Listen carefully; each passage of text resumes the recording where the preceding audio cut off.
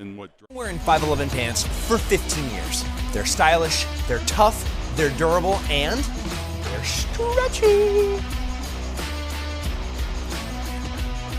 Go to logo. Cut to logo. I'm good.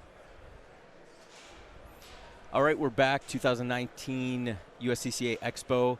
Matthew Maris of Conceal Carry, Rob Beckman, and we have our honorary guest, Jacki Billings. Thanks for coming. Thank you so much for having me. Yep. We did it last year, and we said we have to bring you back because you were awesome.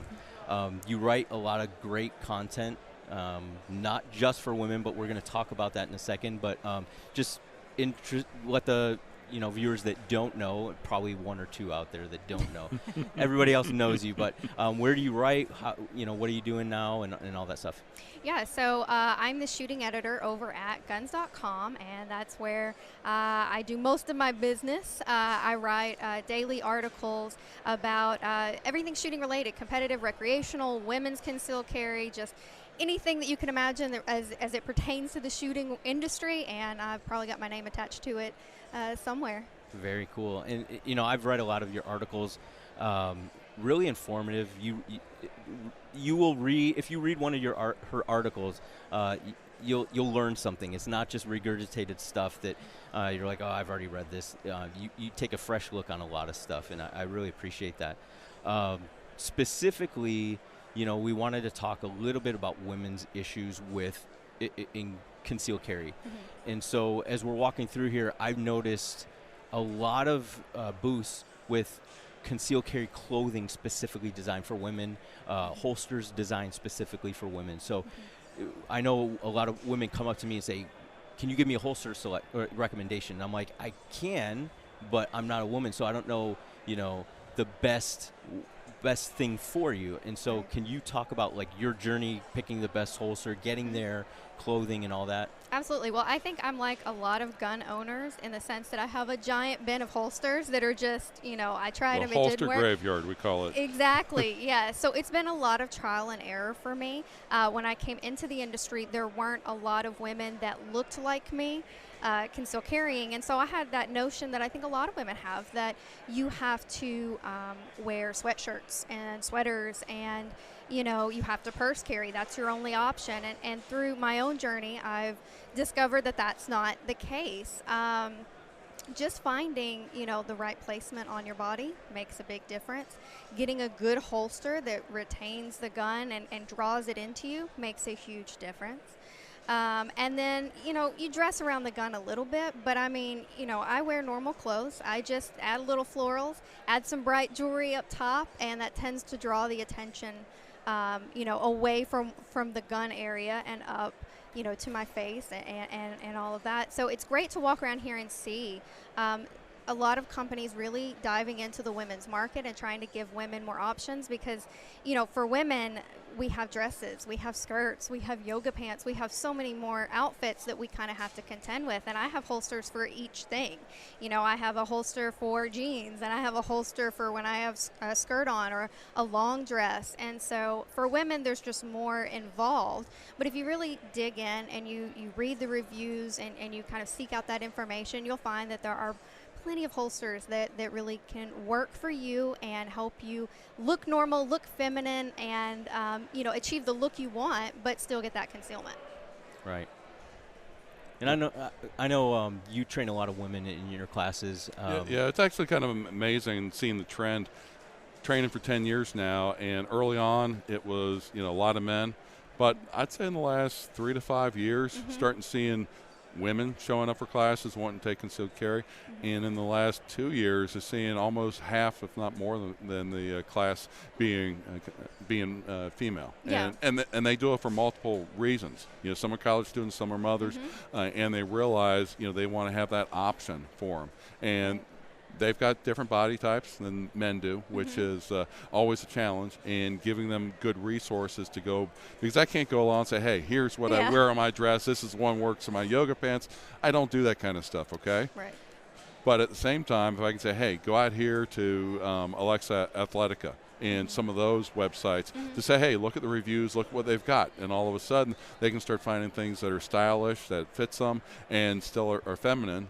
And I may not be a woman, but at least I know where to find the information out in case somebody does ask me about it. You're an ally, and that's what's important. Always trying to be informative, to give them where to find the answer at. If I don't know the answer, where to go find it at. Yeah, that's definitely awesome. Yeah, we're definitely seeing, I think, an increase in women in the industry. I mean, even just here looking out, there's a lot more women than I think we've seen at shows past, and even at other events that I've been to.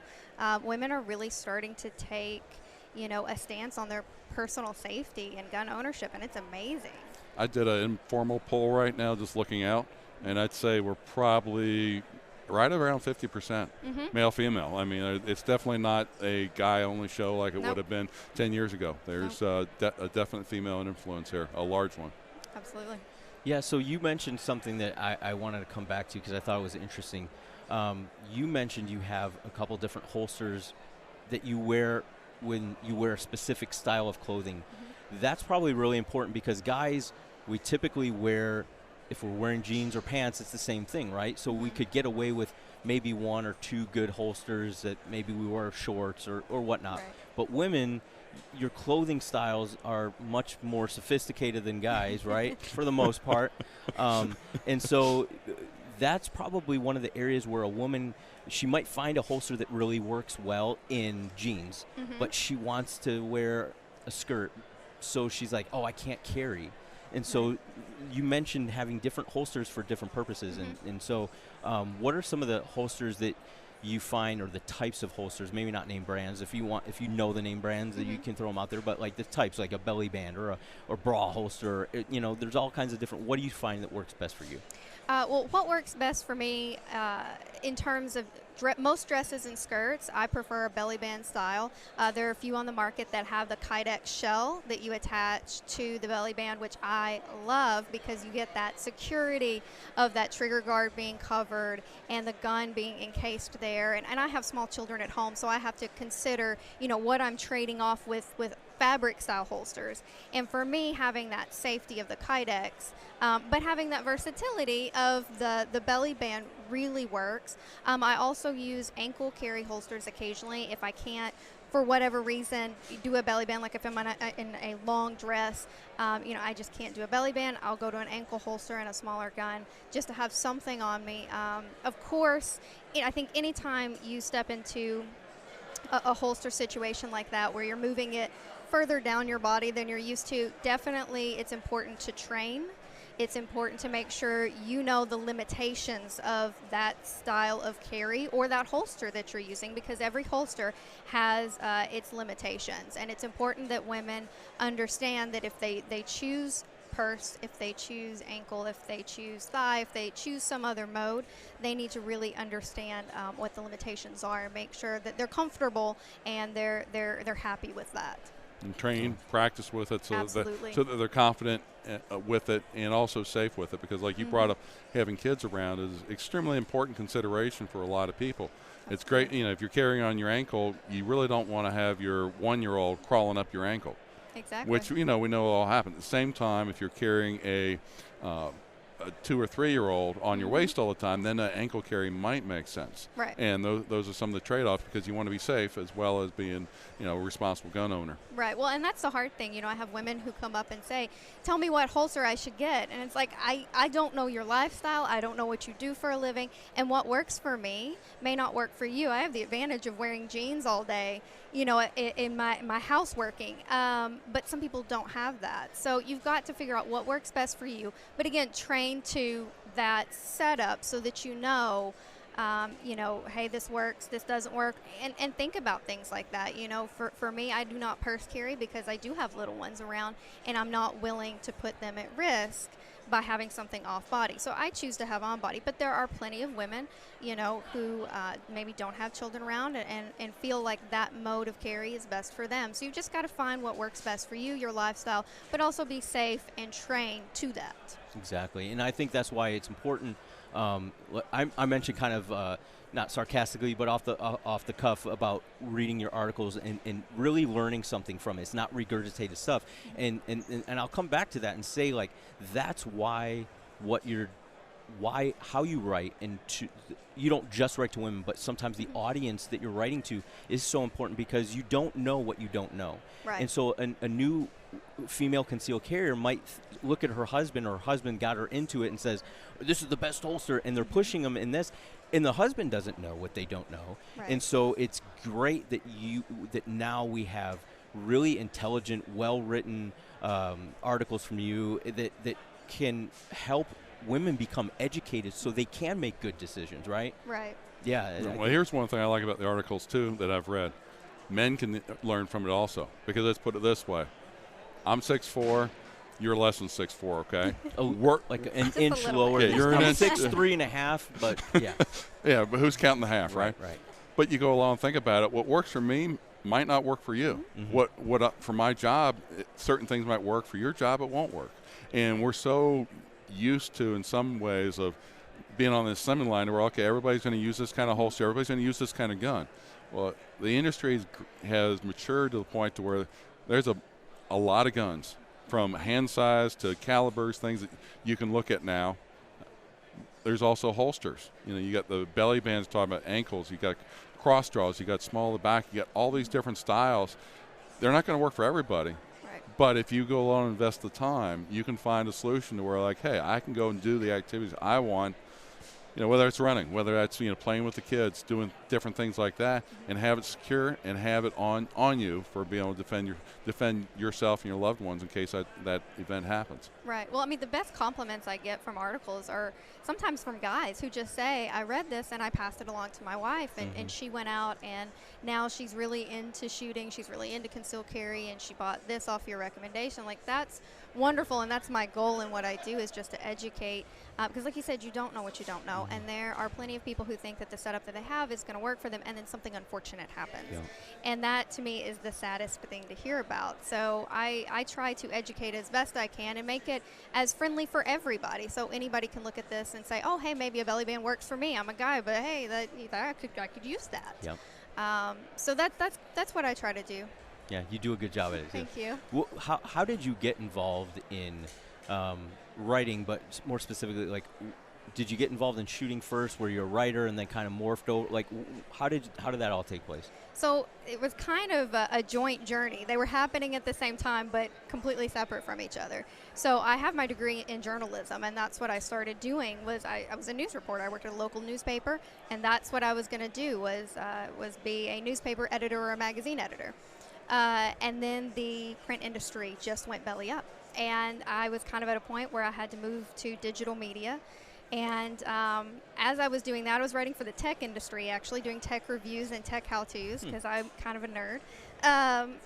But while I was doing that, I was also getting into shooting. Around that time, I decided that, I'm kind of small. I'm 5'2". There are a lot of big people in this world, and I need to take my personal safety a little bit more seriously. So I started doing martial arts, and then that kind of bled over into guns.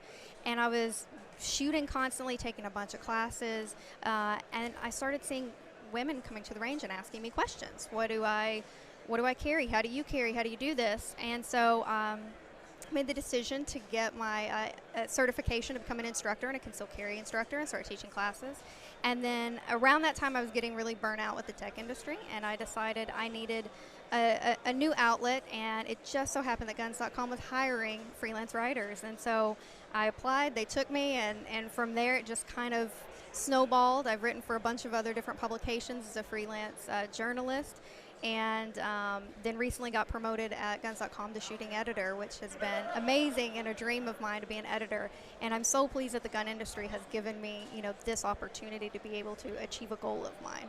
Yeah, that's awesome, and congratulations. Well, thank you. Should have started with the congratulations, but that is really, it's really a testament of your hard work and everything that you genuine people normally separate themselves from the kind of drum noise that's going on, and I think that's why you've been so successful, because you really are a genuine person as far as like how you write and your love to actually help people learn. And there's no egos involved in that, and that's where it's really important, because there's a lot of egos. There sometimes are that in gets this in the way. industry sometimes. Yeah, sometimes a few. Who are some of your the shooters or the maybe instructors or that kind of started you off, that you can kind of say, like, you know what, this kind of person, maybe not inspired is not the right word, but kind of got you more interested in training more and self-defense shooting styles and things like that? I would say the two biggest for me were Kathy Jackson and Melody Lauer, both female instructors. I read Kathy Jackson's blog for years, just poring over the information she had. And then Melody Lauer was really important to me because she is a micro warrior like myself. She's tiny. And so I was watching her through her blog, and then we connected later online and in real life. And she was really a good resource for me. She's very open, and I can, text her or call her with questions, and she has been just instrumental in my journey in the gun world as a gun owner and as a writer. I mean, there have been times when she has, fact-checked some of my articles, and it's appreciated. But she has been a resource. Kathy Jackson has been a resource. So many others. It's hard to name. Right. Like, I'll put you on the spot. I know. It's a tough question. No. But yeah, there's just so many great people in this industry, though, and that is so, I think, unique to our industry. Is so many people who are role models and just. We're very supportive of one another. We are, yeah. A lot of industries love, there's competition there, especially like in the tech sector. There's tons of competition, and people are very possessive over their information. But here, everybody's willing to share and tell you, hey, this works for me, this doesn't work for me, this is what you should look at, and that's just something that this industry has that I think no other industry really does. Yeah, that's cool. That's really neat. So you mentioned Micro Warrior. So you're Micro Jacki on Instagram, right? Yes. Some great stuff that you put on Instagram, really funny. I'm gonna tell you about an article that I read of yours that was absolutely awesome. The gun industry stop carrying small back, or what was the name of that? Why you should ditch small back carry. Exactly. And you got, like, if you could read the comments, it was just a hate-filled avalanche, right, from a lot of people. And but not surprisingly, you got also a lot of backing on that. Yeah. And so you're not afraid. I love it because you're not afraid to write a controversial, take a stance and say, look, this is what I believe. You're not wishy-washy on the issues, this is what I believe and this is why. And so you're not afraid to get, some negative comments on Facebook. How did that go? How did you? That was pretty interesting. I love stuff like that because I like causing conversation. I want people to talk about it. And if you like a certain thing, I want you to tell me what you like about it and your reasons. And so that kind of stuff is great. And it sure beats a lot of the other comments I get about my nail color or how much weight I've gained in a video. So if we can stay away from that, that's great. But I don't mind the controversy. I like stirring up that the commentary, making people think and making people evaluate their setup. I'm not saying that you have to do something because I do it, but if I can just get people to pause for a second and say, why am I doing it this way, then I think that's a great thing, and I'll take the hate-filled comments. Take the emotion out of it and get to the facts. I do this because, comfort, because responsibility and safety, whatever it comes down to, but really get people to think about it. Exactly, yeah, because that's how we strengthen our own opinions, is by being challenged, I think. And it's not judgmental. I don't mean to hurt anybody's feelings, but I just want to know, hey, why do you do it this way, and why is this way the way that you think is best? Yeah, and I think that's important because a lot of people, they need to kind of rationalize their own point of view, right? And a lot of people don't do that. They look at something and they say, that's what I want to do.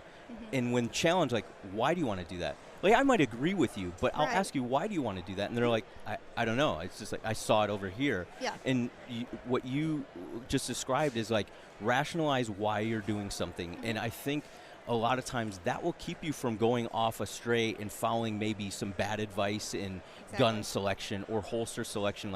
If I just picked it because it looked cool and this person said it's a good holster, but why is it a good holster, right? Right. And so start rationalizing your own stance on things. I'll ask you your opinion. I have mine. I don't have any issues with colorful guns. I think it's great.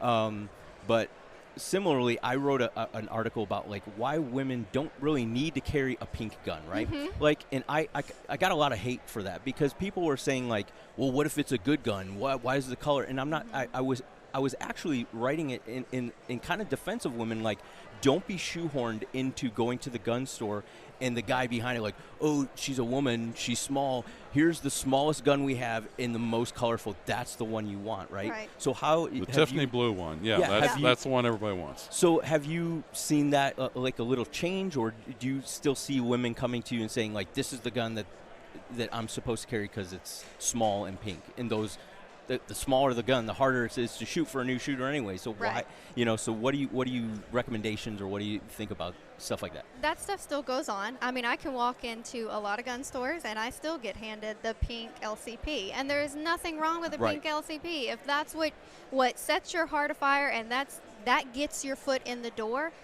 go for it. I'm not going to judge any woman who says, I want a pink gun. Absolutely. But the problem is the industry saying, this is what women want. Pink it and shrink it.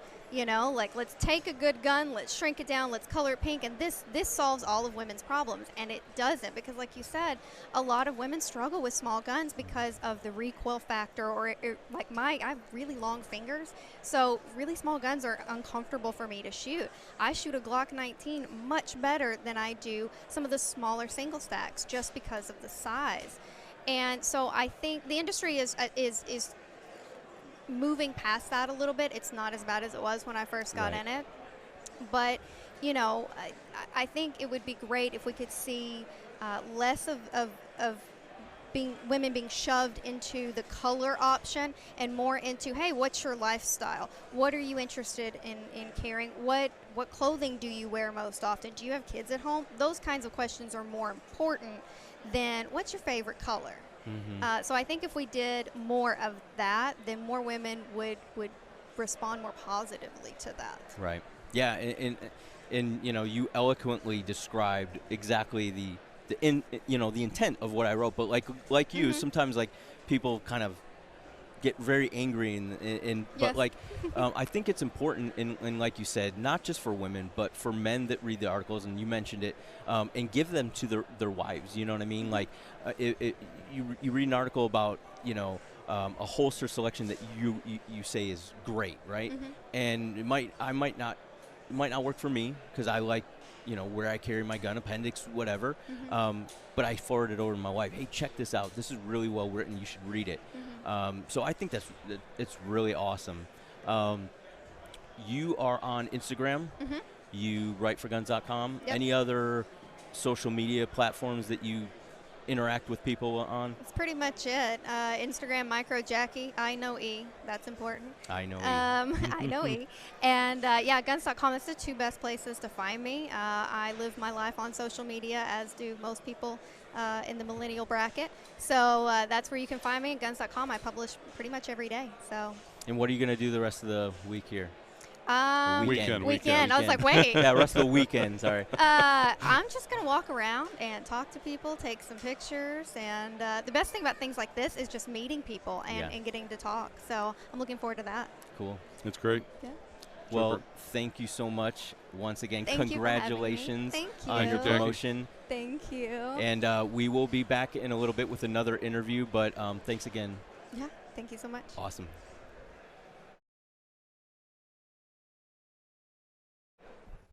Heading to go train. Got my range bag, got my gun bag. Now I got my safety equipment. Medical gear, I'm ready to hit the range.